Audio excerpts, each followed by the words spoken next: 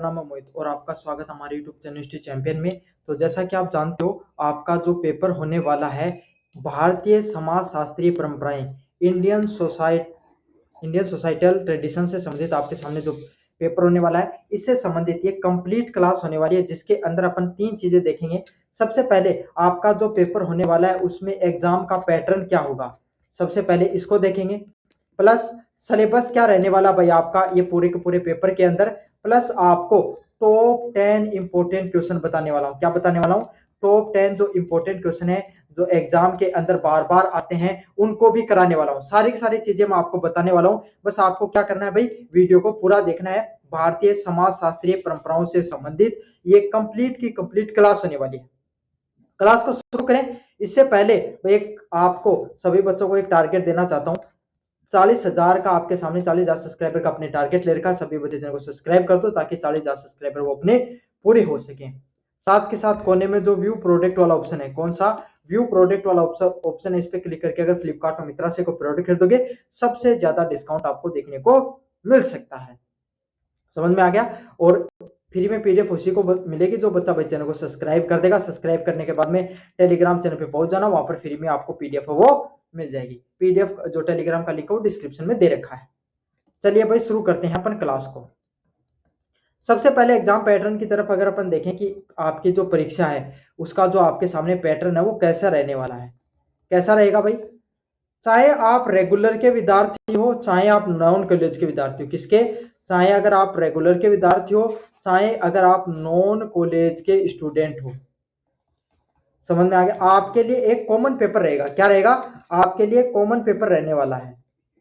क्या रहेगा? एक कॉमन पेपर देखने को मिलेगा। समझ में आ गया? एक ही पेपर आएगा, चाहे रेगुलर के विद्यार्थी हो चाहे नॉन कॉलेज के लिए विद्यार्थी हो, एक ही पेपर देखने को मिलेगा। पेपर की बात करूं तो लगभग आपके सामने 120 नंबर का पेपर आता है, जिसमें से पास होने के लिए आपको कितने नंबर चाहिए होते हैं भाई?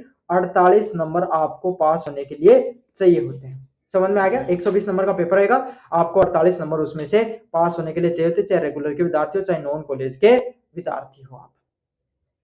अब पेपर की बात करूं आपके सामने, अगर मैं पेपर की बात करूं तो वो 120 नंबर कैसे बटे हुए होते हैं, ये सबसे जरूरी आपके लिए जानने वाली बात है। तो आपका जब पेपर खोलोगे वो 3 भागों में बटा रहता है, पार्ट ए, पार्ट बी और पार्ट सी। इन 3 भागों में आपका पेपर है वो मुख्यतः बटा हुआ दिखता है। सबसे पहले की बात करूं तो पार्ट ए। सबसे पहले आपकी परीक्षा में आता है खंड ए या भाग ए, जिसके अंदर आपके सामने 10 क्वेश्चन देखने को मिलते हैं। क्या देखने को मिलते हैं?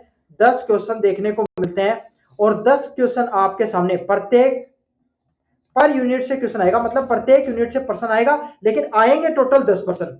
और 10 के 10 प्रश्नों को करना अनिवार्य है। क्या करना है? सभी प्रश्नों को आपके सामने अनिवार्य रूप से करना है।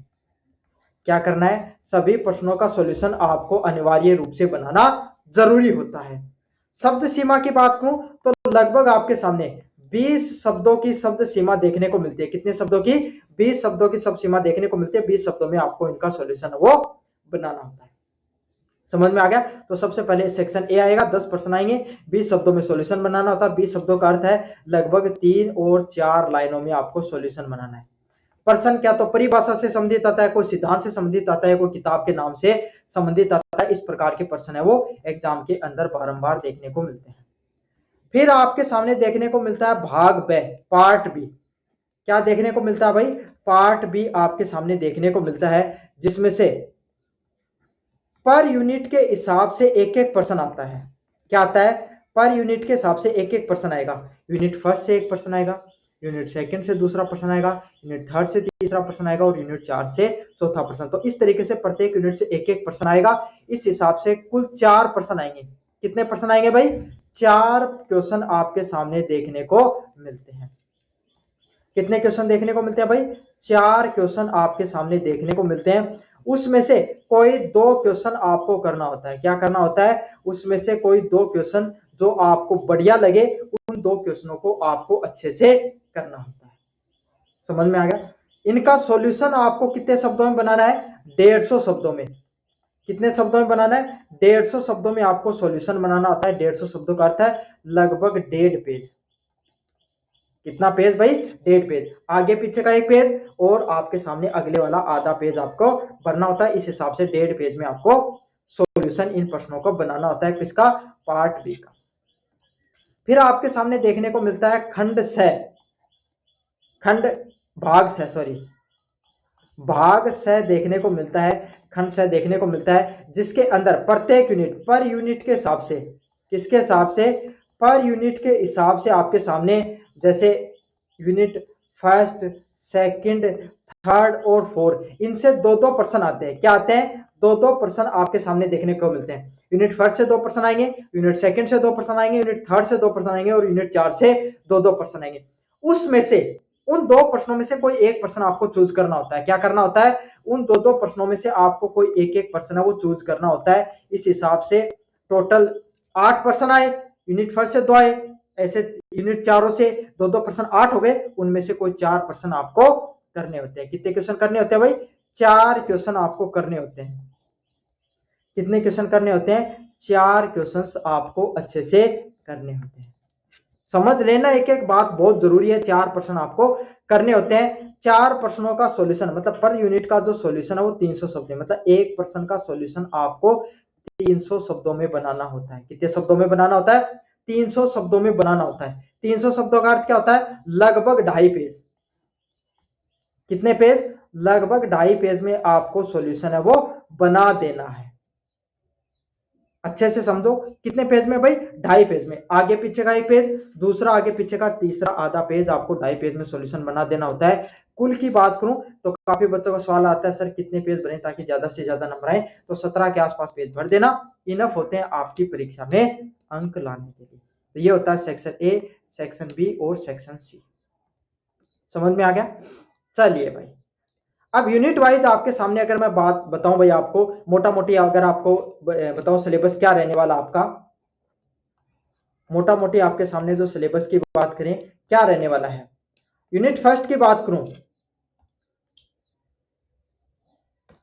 भारतीय समाजशास्त्रीय चिंतन का विकास, कौन सा प्रश्न देखने को मिलता है, भारत में जो समाजशास्त्र चिंतन है, सोशियोलॉजिकल जो थॉट है आपके सामने, सोशियोलॉजिकल आपके सामने जो थॉट है उसका आपके सामने जो प्रश्न है वो देखने को मिलते हैं।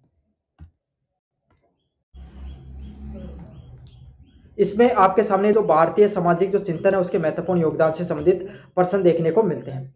यूनिट जो थर्ड है उसमें भारत शिक्षाविद हो गए, जैसे कोई भारत में जो अलग अलग प्रकार के जो चिंतक रहे हैं उनके जो आपके सामने जो व्याख्यान है उससे संबंधित प्रश्न देखने को मिलते हैं। और यूनिट 4 में संरचनात्मक जो प्रकार्यात्मक जो प्रश्न है, स्ट्रक्चर फंक्शनलिटी के जो प्रश्न है वो देखने को मिलते हैं। तो इस हिसाब से 4 प्रश्न चारों यूनिट से अलग अलग प्रश्न है वो देखने को मिलते हैं भाई आपकी परीक्षा के अंदर।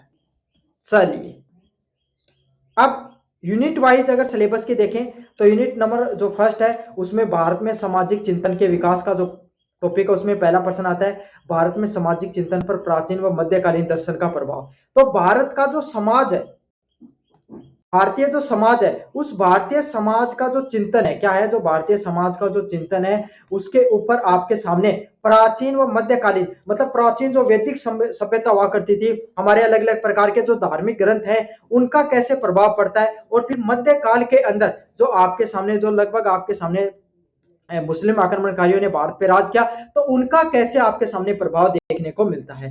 तो इन दोनों चीजों के बारे में पढ़ना है, सामाजिक चिंतन के बारे में प्राचीन और मध्यकालीन दर्शन के हिसाब से। फिर आपको पढ़ना होता है भारत में समाज शास्त्रीय विकास में पाश्चात्य संस्कृति। भाई मिडेवल के बाद में मॉडर्न हिस्ट्री में क्या होता है, अंग्रेज वो भारत पे आक्रमण करते हैं, भारत में उनका बोलबाला देखने को मिलता है, तो कहीं ना कहीं उन लोगों की सभ्यता भी भारत में रह गई। तो वो जो पाश्चात्य जो संस्कृति है उसका भारत के समाज के ऊपर कैसा प्रभाव देखने को मिलता है इसके बारे में पढ़ना है। स्वतंत्रता पूर्व का विकास किसका, आपके सामने स्वतंत्रता प्राप्त करने से पहले के आपके सामने क्या क्या डेवलपमेंट देखने को मिले, स्वतंत्रता पूर्व के क्या क्या विकास देखने को मिले, उससे संबंधित आपको पढ़ना है। अगला है स्वतंत्रता पश्चात के विकास। भाई स्वतंत्रता से पहले जो राजा राम मोहन राय हो गए, आपके सामने स्वामी विवेकानंद हो गए, जैसे विचारकों ने आपके सामने प्रयास किया उसके बारे में पढ़ना है। स्वतंत्रता के पश्चात के बाद में भारत की संस्कृति कैसे विकसित होती है, जिसमें हम भाई पूरी दुनिया से वैश्वीकरण देखने को मिलता है, संविधान देखने को मिलता है, तो उसके बारे में आपको पढ़ना होता है। तो अलग अलग बिंदुओं को आपको विस्तार से पढ़ना है। समझ में आ गया आपको अच्छे से? ये यूनिट नंबर फर्स्ट के इंपॉर्टेंट टॉपिक हमें। चलिए अब प्रश्नों को देखेंगे अपन। यूनिट नंबर फर्स्ट के जो इंपॉर्टेंट क्वेश्चन है उसका पहला इंपॉर्टेंट क्वेश्चन है, भारत में समाज शास्त्रीय चिंतन के विकास में प्राचीन व मध्यकालीन दर्शन के प्रभाव की विवेचना कीजिए। क्या करना है? भारत में जो समाज शास्त्रीय, कौन सा समाज शास्त्रीय आपके सामने जो प्रभाव देखने को मिलता है, समाज शास्त्रीय जो प्रभाव देखने को मिलता है उसके बारे में आपको बताना है। समझ में आ गया? Explain the influence of ancient and medieval philosophy on the development of sociological thought in India. Bharat में भाई आज अपनी जितनी भी जो समाज में जो परंपराएं हैं वो आज की थोड़ी है, बहुत प्राचीन समय से चली आ रही है। समझ में आ गया? आज भी भाई राजस्थान जैसे जो जगह वहां पे पर्दा प्रथा देखने को मिली, तो आज से थोड़ी बहुत मध्यकाल से चली आ रही है प्रथा, है ना। शिक्षा से संबंधित तो अलग अलग जो चीजें हैं, जो भारत का जो समाज है उसमें प्राचीन सभ्यता का और मध्यकालीन जो समाज है उसका क्या प्रभाव पड़ा उसके बारे में आपको बताना है। चलिए अगले वाला प्रश्न है, भारतीय समाज शास्त्र के विकास में, किसके विकास में? भारत के समाज शास्त्र के विकास में पश्चात प्रभावों का विश्लेषण कीजिए। भारतीय समाज शास्त्र के विकास में जो पश्चात वेस्टर्न कल्चर है, कौन सा कल्चर है? वेस्टर्न कल्चर है, उसके बारे में आपको बताना है वेस्टर्न कल्चर का क्या इंपैक्ट पड़ता है। Analyse the western influence on the development of sociology in India.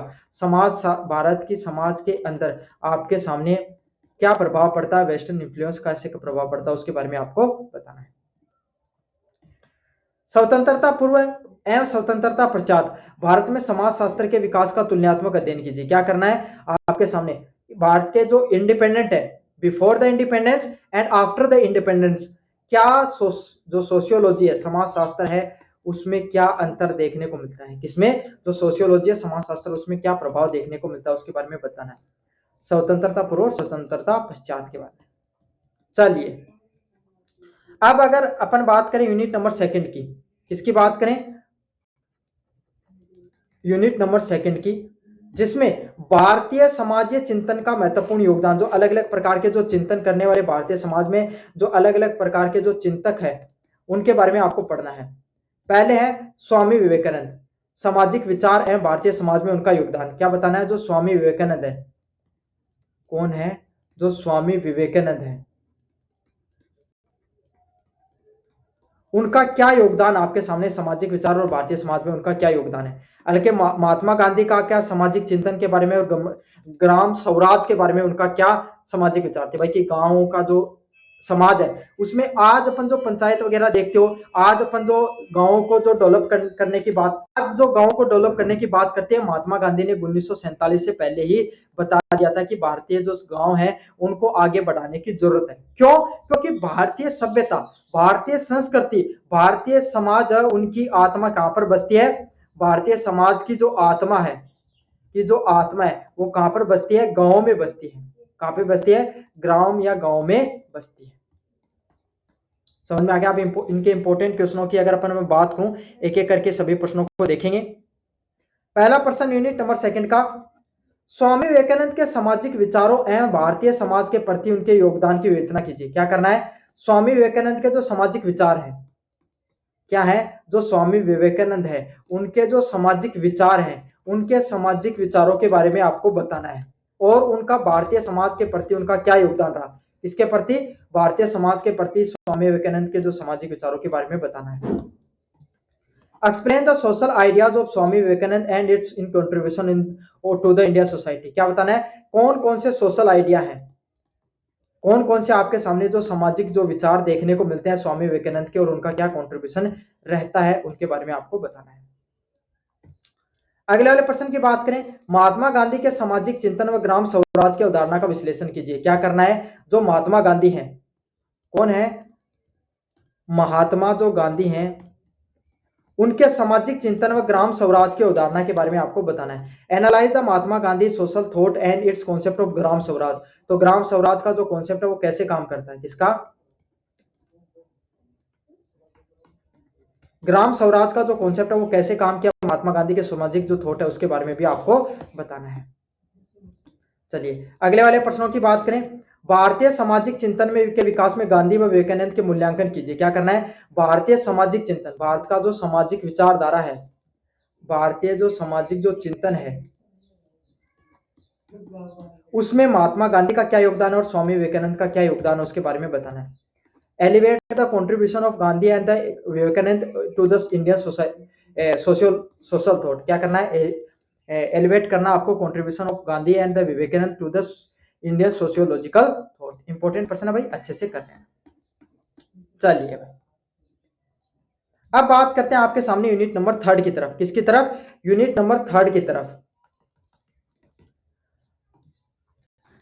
GS गुरे समाजशास्त्रीय दृष्टिकोण उनका क्या है, राधा कमल मुखर्जी का आपके सामने समाजशास्त्रीय विचारधारा क्या है और भारतीय समाज व भारतीय परंपरागत दृष्टिकोणों के बारे में पढ़ना है। तो ये दो विचारक हैं, इनके बारे में पढ़ना है। उसके अलावा भारतीय समाज शास्त्र में जो पौराणिक परंपराएं हैं, क्या है, पौराणिक जो परंपरागत जो दृष्टिकोण है उसके बारे में आपको पढ़ना है।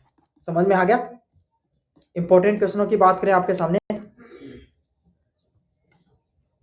सबसे पहले विचारक आते हैं इसके अंदर जीएस गुरे।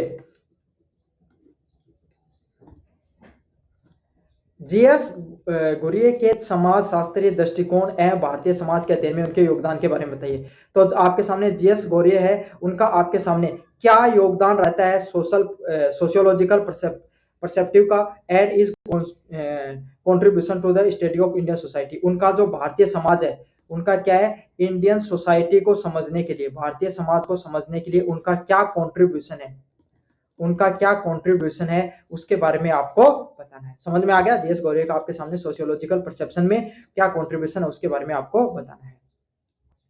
अगले वाला प्रश्न है, राधा कमल मुखर्जी के समाजशास्त्रीय विचारों व मानववादी दृष्टिकोण का विश्लेषण कीजिए। क्या करना है, जो राधा कमल मुखर्जी, कौन, राधा कमल जो मुखर्जी हैं,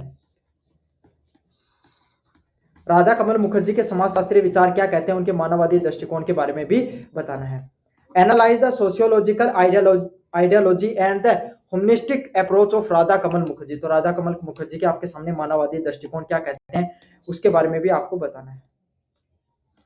भारतीय समाजशास्त्रीय भारतीय परंपराओं के दृष्टिकोण आइडियोलॉजिकल परसेप्टिव का महत्व स्पष्ट कीजिए। क्या करना है, भारतीय समाज में जो भारतीय परंपराएं हैं, क्या है, जो भारतीय जो अलग अलग प्रकार की जो परंपराएं हैं उनकी जो परंपरागत जो विचारधारा है उसके बारे में भी आपको बताना है। Explain the significance of ideological perceptions of Indian sociology. तो आपको एक्सप्लेन करना है आइडियोलॉजिकल परसेप्शंस क्या होते हैं इंडियन सोशियोलॉजी के अंदर, भारतीय समाजशास्त्र के अंदर। चलिए यूनिट नंबर 4 की बात करें, इसमें एमएन श्रीनिवास के बारे में पढ़ना है, संस्कृतिकरण के बारे में पढ़ना है, प्रभुत्व जातियों के बारे में सिद्धांत के बारे में पढ़ना है। एमएन श्रीनिवासन ने क्या क्या सिद्धांत दिया, कैसे हमारी जो संस्कृति है वो कैसे काम करती है, और जो प्रभुत्व है समाज के अंदर कुछ ऐसी जातियां होती हैं जो अन्य जातियों को प्रभावित करती हैं उसके बारे में पढ़ना है। एस सी दुबे के बारे में पढ़ना है, भारतीय ग्राम अध्ययन के बारे में पढ़ना और रचनात्मक प्रयोगात्मक के बारे में आपको पढ़ना होता है। इंपॉर्टेंट क्वेश्चनों की बात करें यूनिट नंबर 4 की, एमएन श्रीनिवास के संस्कृतिकरण एवं प्रभुत्वशाली जातीय सिद्धांत की विवेचना कीजिए। क्या करना है, एमएन श्रीनिवास के बारे में, किसके बारे में, एन श्रीनिवास के बारे में आपके सामने एमएन श्रीनिवास के संस्कृतिकरण व प्रभुत्व जो जातियां होती हैं, प्रभुत्वशाली जो जातियां हैं उनके सिद्धांत के बारे में बताना है। Explain the MN Srinivas concept of Sanskritisation and the dominant caste. तो कैसे एमएन श्रीनिवास का कॉन्सेप्ट ऑफ संस्कृताइजेशन और जो डोमिनेंट कास्ट का जो कॉन्सेप्ट है, इसका डोमिनेंट जो कास्ट होती है उनका जो कॉन्सेप्ट है उसके बारे में आपको पढ़ना है। अगले वाले प्रश्नों की बात करें, एस सी दुबे के भारतीय ग्राम अध्ययन एवं संरचनात्मक प्रकार्यात्मक दृष्टिकोण का विश्लेषण कीजिए। क्या करना आपको, एस सी दुबे के भारतीय ग्राम अध्ययन के बारे में बताना है और संरचनात्मक प्रकार्यात्मक दृष्टिकोण के बारे में बताना है। Analyse the S C Dube village studies and structure of the functionalist approach. और लास्ट नंबर प्रश्न की बात करें, भारतीय समाजशास्त्रीय संरचनात्मक प्रक्रियात्मक दृष्टिकोण का मूल्यात्मक दृष्टिकोण कीजिए। क्या करना है, भारतीय समाजशास्त्रीय जो संरचनात्मक दृष्टिकोण है, elevate the structural functionalist perceptive in Indian sociology. क्या करना आपको, एलिवेट करना है स्ट्रक्चर और फंक्शनलिस्ट जो परसेप्शन है हमारे भारतीय सोशियोलॉजी का, किसका, हमारी भारतीय जो सोशियोलॉजी है उसके अंदर आपके सामने जो संरचनात्मक प्रक्रियात्मक जो दृष्टिकोण है उसके बारे में आपको। तो ये सब इंपॉर्टेंट क्वेश्चन होने वाले हैं। कैसा लगा वीडियो जोर से बताना, चैनल को जोर से सब्सक्राइब कर देना। धन्यवाद।